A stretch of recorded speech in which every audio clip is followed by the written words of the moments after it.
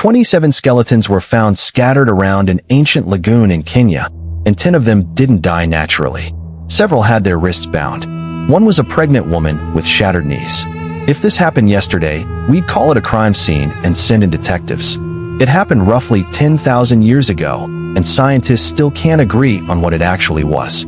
The site is called Nataruk, a dry, dusty stretch of land about 20 miles west of Lake Turkana in northern Kenya.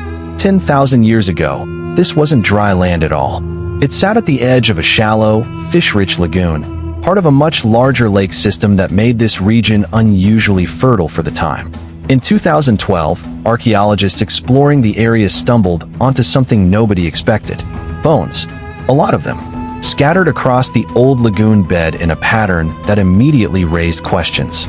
Over the following years, researchers led by Cambridge paleoanthropologist Marta Mirazan Lahr carefully excavated the site. They recovered the partial remains of 27 individuals. 21 were adults, split roughly evenly between men and women. 6 were children. 12 of the skeletons were complete enough to study in real detail, and what the team found in those 12 told a genuinely disturbing story. 10 of the 12 showed clear signs of violent death. 5 had suffered blunt force trauma to the skull, the kind of damage you'd expect from being struck repeatedly with a club. 5 more showed sharp force injuries to the head and neck, consistent with arrows or thrown projectiles. 2 of the men had stone projectile points still embedded directly in their skulls and chests, the weapons never removed. Several bodies were found lying face down, as if they'd fallen forward and simply never gotten back up. Then there was the detail that made headlines around the world. At least 4 of the skeletons showed hand positions consistent with having been bound at the time of death.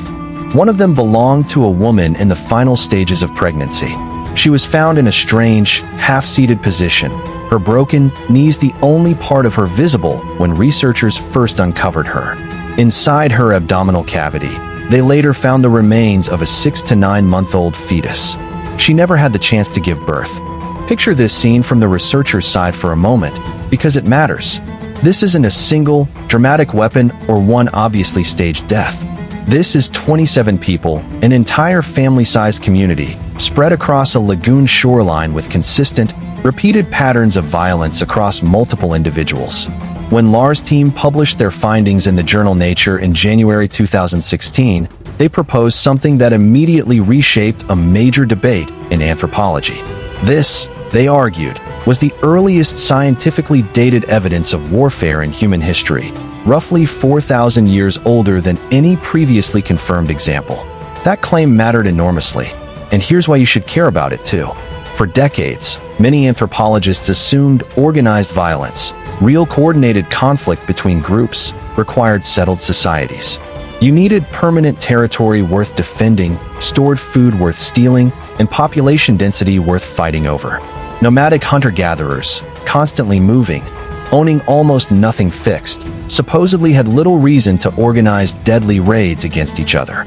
If Nataruk really was a coordinated attack, it would mean humans were capable of organized group violence long before agriculture, long before cities, long before anything resembling civilization as we usually picture it. So the story seemed settled, at least for a while. 27 bodies. Clear violence. A pregnant woman bound and killed. Case closed, historians assumed, right up until other researchers actually sat down and re-examined the exact same evidence for themselves. Here's where the story takes its first genuine turn, and it's the kind of turn that should make you sit up. A team of researchers at Arizona State University, led by bioarchaeologist Christopher Stojanowski, published a direct challenge to the massacre interpretation. Their argument wasn't that violence never happened at Nataruk.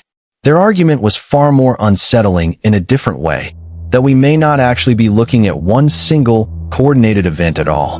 This is exactly the kind of nuance worth slowing down for, because it completely changes the shape of the story. Stojanowski's team pointed to a critical problem in how the remains were preserved and recovered. The bodies at Nataruk weren't found in a clean, sealed context, buried together in one obvious moment in time. They were recovered from lagoon-edge sediment that had been exposed, disturbed, and redeposited repeatedly over centuries by shifting water levels and natural erosion. In an environment like that, bodies from genuinely different time periods, potentially separated by decades or even centuries, can end up commingled together in the same layer of Earth. If that's true, then Nataruk might not represent a single afternoon of coordinated slaughter at all. It could instead represent a pattern of individual deaths and normal burials scattered across a much longer stretch of time, unluckily compressed together by geology into something that only looks, at first glance, like a synchronized attack. This is where the story genuinely deepens, and it's worth pausing here rather than rushing past it. The critics also raised serious, specific questions about several of the individual injuries themselves. Some of the skeletal damage originally interpreted as violent trauma, they argued, could plausibly result from natural processes instead, sediment pressure compressing bone over thousands of years, or damage caused during the excavation process itself, rather than an ancient attacker's weapon. Bone that's been buried for 10,000 years becomes fragile and brittle. Distinguishing an ancient blow from a modern fracture caused by a careless trowel is genuinely difficult, even for trained specialists working carefully in the field. Now, it's important to be fair to both sides of this argument, because neither team is working in bad faith here. Lahr and her original team stand firmly by their conclusions. They point out that several of the injuries are simply too specific, too repeated across multiple individuals, and in the case of the embedded projectile points, too directly weapon-related to explain away through simple sediment damage. A stone arrowhead lodged inside a human ribcage isn't easily reproduced by natural geological pressure. That's a specific, violent event, not a slow accident of burial. So where does that leave us?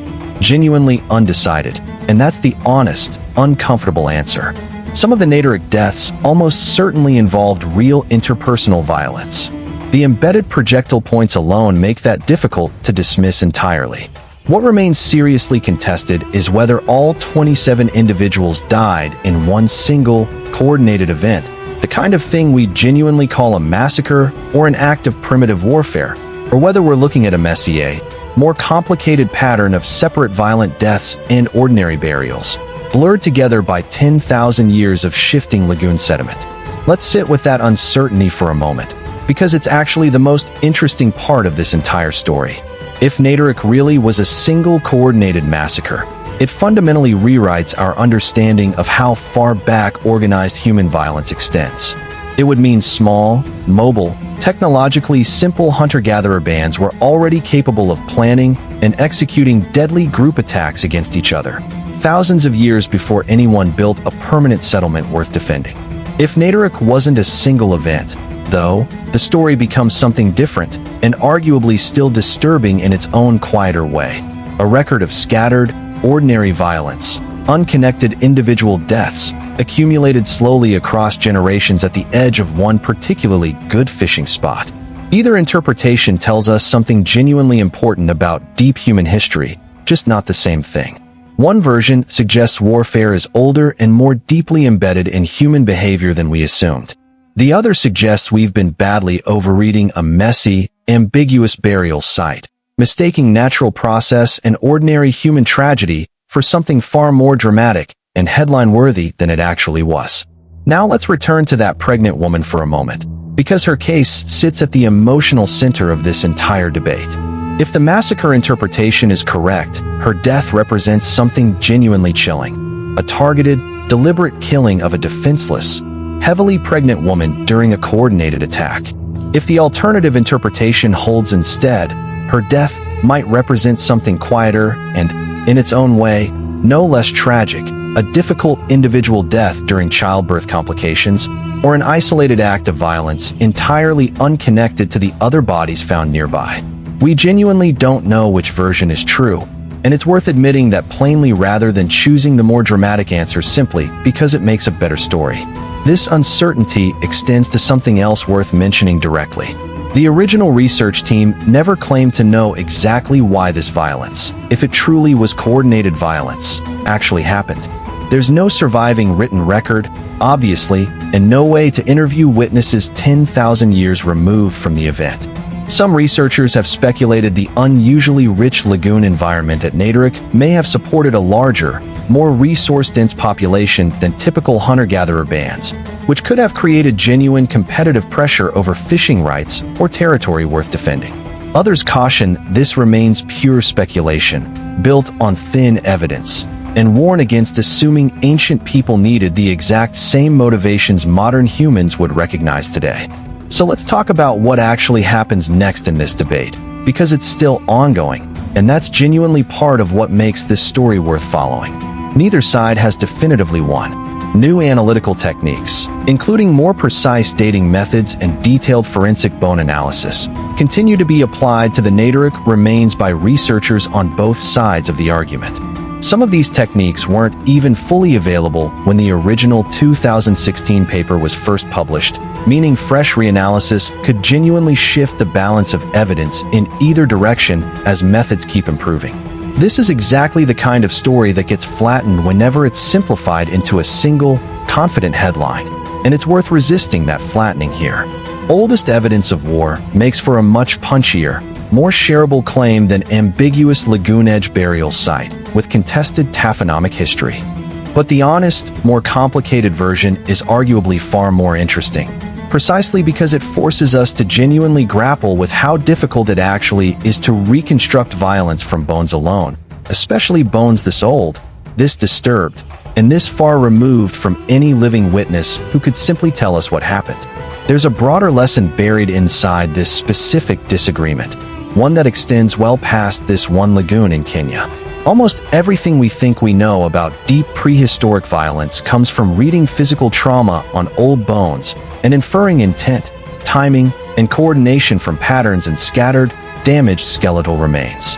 That's an extraordinarily difficult thing to do with real scientific confidence, and Nataruk is a genuinely useful, humbling case study in exactly how difficult it really is. Two teams of serious, credentialed researchers looked at the same 27 skeletons and walked away with meaningfully different conclusions about what actually happened there. What we can say with real, solid confidence is this: real violence happened at Nataruk. People died from blunt trauma and embedded projectile weapons, and that part of the story isn't seriously in dispute by anyone studying the site. What remains genuinely open is the scale, the coordination, and the timing of that violence, whether it was one brutal afternoon or a slow accumulation of separate tragedies stretched across generations, all eventually gathered together by shifting lagoon sediment into a single confusing layer of earth. Nataruk doesn't give us a clean, satisfying answer. It gives us 27 sets of bones, real evidence of real violence, and two competing, genuinely reasonable stories about how that violence actually unfolded. So here's the question worth sitting with after this video ends. If experts studying the exact same 27 skeletons can reach two entirely different conclusions about whether this was history's oldest massacre, how confident should we really be in any of the other, earliest evidence of warfare, claims we've simply accepted without asking who else has actually checked the bones?